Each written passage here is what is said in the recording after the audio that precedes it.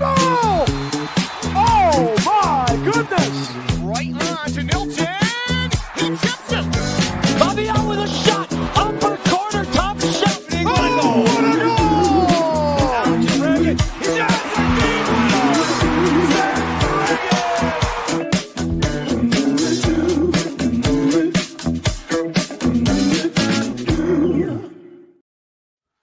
What's up, my brother?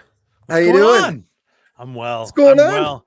I mean, busy weekend, but we're here. We're back again for another fantastic episode of MASL Monday. We are back. What's going on, everybody? Thank you for tuning in to MASL Monday on CBS Sports Glasgow. Alex Bastiavansky, Phil Levanco, special guest Joey Tavernese of the Harrisburg Heat coming on in just a few moments. Phil, Yes. how was your Super Bowl Sunday? I'm assuming you watched the game. How Yes. were you with the final result? I'm super ecstatic with the result. I don't really feel bad for our Kansas City friends. They've won far too many Super Bowls. My biggest takeaway is nobody throws Super Bowl parties anymore. They just sat at home. This is not well. Okay, hold on for a second here. You mean like in Utica in general, no one was throwing a Super Bowl When was the last time you were at a Super Bowl party? You know what? I find that now living in Vancouver, it's not as much of a thing. In Toronto, it's a massive thing. So, like Super Bowl parties abound. It's a really, really big thing. But out here on the West Coast, I find it's not as much. So, yeah. Yeah. Anyway, just me and the family. They all go to bed by 9 o'clock. So it's me, some buffalo dip towards the end. I had no dog in the fight yesterday. I feel bad for Eric and Nick. Because their Chiefs lost. Aside from that, not much, but let's get Joey on here and find out who he was cheering for yesterday. Mr. Tavernese, did you welcome to the show? I'm assuming you watched the game yesterday.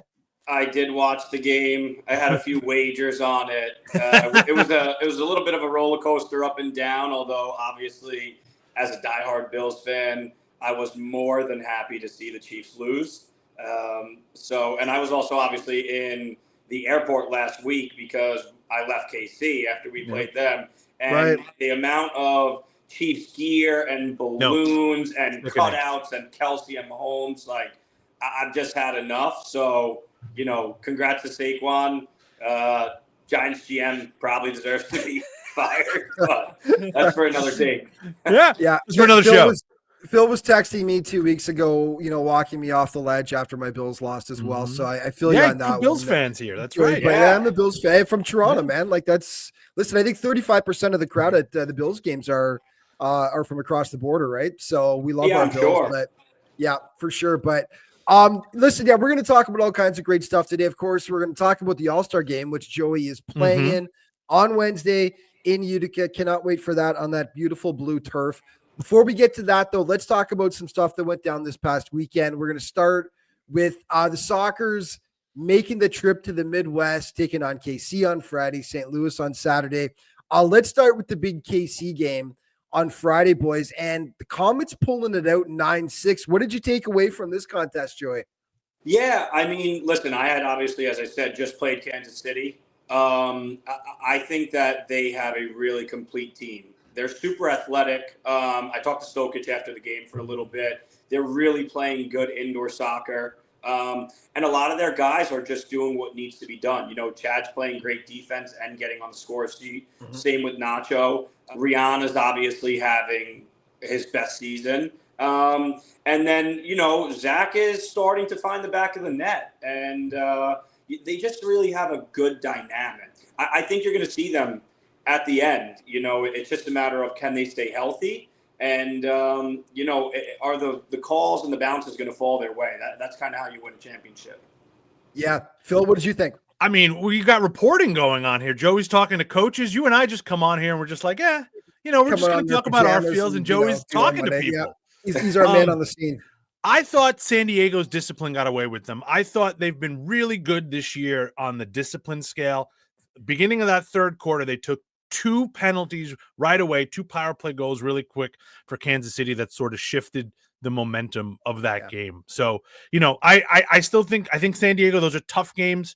I don't know if Joey agrees with me. I always give the away team sort of like a -2. Like they always start the game down to nothing just because it's hard to travel. They played a great game, but I think their discipline got away with them a little bit in that third quarter. Yeah, I mean, listen, for San Diego, especially with the travel, I mean, in the last 5 years, I would say I probably haven't been healthy for an entire season. The travel is difficult. And, something that I've noticed as watching, those are some of my favorite players there, right? I played with Boris on the national team. Craig is one of my all-time favorite guys. Craig Elstein with the Craig Childs, love that. But they're older, right? So, Mendez coming through for them, in the other game was a big deal, I thought, because you could kind of see that, as we haven't talked about it yet, but in the St. Louis game, Boris stepped out. If you watch, Craig wasn't playing as much. I love Eddie Velez, but Eddie Velez was on the roster this weekend. So it's like they got to find a way to kind of mix and match their vets with their youth because the roster is super talented. And they haven't really had the same lineup yet once this year between injuries and whatever else they've had. So I think that's been a problem for them as well. The St. Louis game, guys, we've got a couple more games to get to, so let's try to do this quickly. But the Soccer squeaked by the Ambush on Saturday, 6-5 in overtime. They didn't lead once in that game until they got the winner in overtime. They tied it with 2.5 minutes left. So the Soccers, again, not cruising. That's a tough back-to-back regardless, but not cruising in that game, going down against, barely beating a team that's jockeying for a playoff spot. What was your take on it, Joey? Yeah, I mean, as I said, I think that was probably the best I've seen St. Louis play, even though they were extremely outshot and they were extremely outpossessed. For St. Louis, I think they just got to find the right roster, the right lineup. The trade deadline is coming. Maybe they make a couple of moves, as we've just seen in the NBA.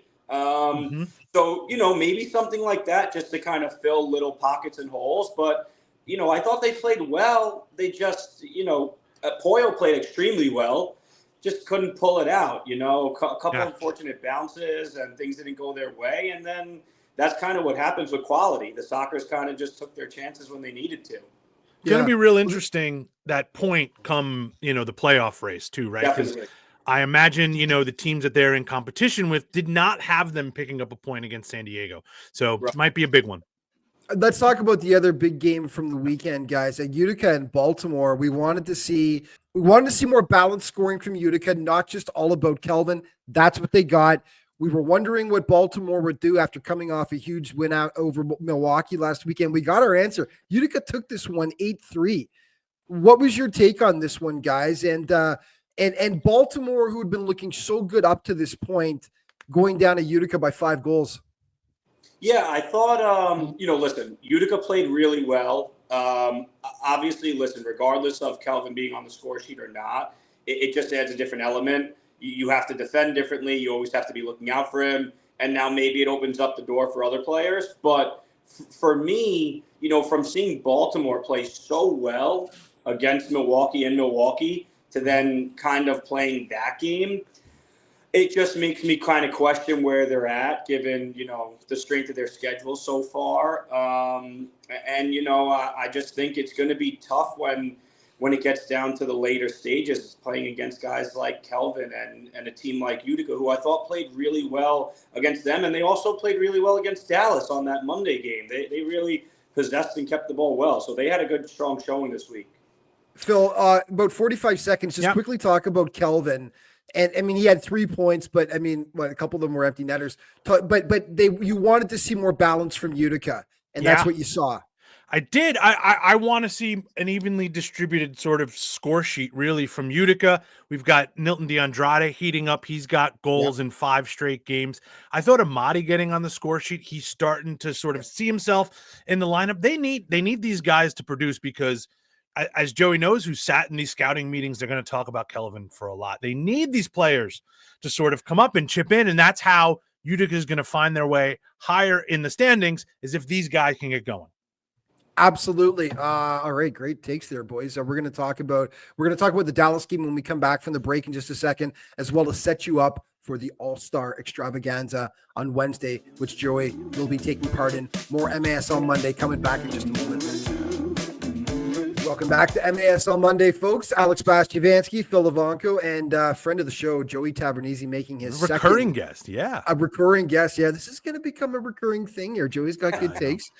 Joey is participating in the All-Star game on Wednesday in Utica. We're going to get to it in just a moment. Before we do, let's just quickly talk about Dallas, the Dallas Derby on the weekend, the Outlaws facing the Sidekicks. The Sidekicks take it 7-2. And I mean, yeah, you'd say, okay, it's a blowout game, but Dallas picking up essential points, now tied with St. Louis for 8th spot, having one game in hand. They had to pick up those points, didn't they, Joey? Yeah, I mean, if they're going to get that final playoff spot, which it looks like there might only be one playoff spot left given the other 7 teams' performances, they're going to have to make sure that they win their games at home, and they have to make sure that they win their games against Texas. That's really going to give them the best opportunity to have, the maximum points they can have come the end of the season. Right. Yeah. Jamie Lovegrove been on fire for Dallas, and he needs to lead from the front. That's the only way they're going to make the playoffs in Dallas is if Jamie leads from the front for sure. Jamie has been fantastic this season, no question about it. Okay, let's get to the All-Star game. Phil, let's start with you. You shockingly are not playing in the game. Phil's going to be at the game. Phil will be at the game, though. And Phil, you are a Utica resident. What is the vibe like in Utica leading up to this game on Wednesday? I think we're looking forward to it. We have been inundated with all sorts of winter weather all winter, so it'd be nice to sort of get out, be a little bit social, see everybody. I think what's really great about all-star games like this is we have very few opportunities in this league to bring everybody together, be it broadcasters, players, gas bags like us, right? I mean, it's nice to sort of have an event like this where everyone can come together and talk league issues. Yep. Yeah. And bring everyone in. I'm excited. I know Eric and I have dinner plans. I'm going to desperately try to bring them to the blackjack table. I know Ryan and I are going to hang out for sure. It's just nice to have these moments and opportunities. It's going to be great. Yeah. So 6 p.m. is the skills challenge, which is a goalkeeper battle, skills relay race, shootout, crossbar challenge. 7 p.m. is the big game. And then 8 p.m., stick around, Fan Fest, meet and greet, autograph session. Joey, you are in the game. You were with Team Pereira. You got Nick leading the way from the Tacoma Stars. Tell us about it. What are you most looking forward to this week? Yeah, I mean, like I said, good thing I had that talk with Stokic so that he took me on the team and I wasn't the last kid on the playground to be selected. So we call that the Phil Kessel here. We call it the Phil Kessel. I mean, listen, the one thing I can tell you is I'm friendly with a lot of guys around the league. I've always tried to, go out with guys, meet them, learn about them. And I've really taken an interest in, players from the past, the present, and, even future ones. The one thing I could say is when we had the COVID year, we did a round robin in Florida with Tacoma, Ontario, San Diego. It's one of my favorite weekends ever in the league. Everybody hung out. We're competitors on the field, obviously, but a lot of us know each other from whether it's indoor, outdoor, futsal, national teams, whatever, playing against each other. So super, super, fun to be with all of those guys that you've got to know for so long. And that's really what I'm looking forward to most. And that's really why I wanted to be a part of the game. It's a cool environment to be with some super talented and special players and, share the field with them and also, share some time off the field, hanging out, catching up. Joe, can I just ask real quick, Phil, just to continue on in that vein there, the rivalries get so intense on the field between the teams and the individual players. When you guys are able to, like you mentioned, the when you guys were in that hub for that weekend and during COVID situation like the All-Star game, do any of the personal rivalries continue when you're not with your teams anymore? Does any of that continue, or is it just sort of you're able to just immediately turn that off?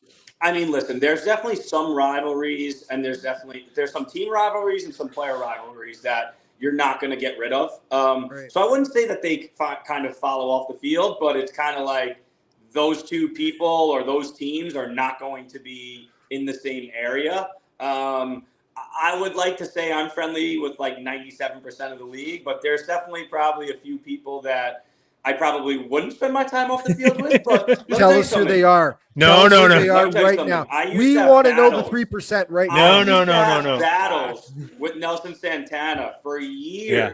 And then I showed up in Ontario, and I mean, I'm talking like elbows, fists, dirty tackles. Like, Wow. couldn't stand each other. I showed up in Ontario. He opened the door. He's like, Joey, how are Yep. you? Gives me a big hug. I'm like, who is this guy? So people get the wrong idea. I mean, they did it to him in Utica. They booed him when he was signed, and I told all the fans, because I was at the games, like, wait till you get to know this guy. He's going to be your favorite player. And sure enough, everybody loves him. So a lot of the rep guys get on the field is not who they really are.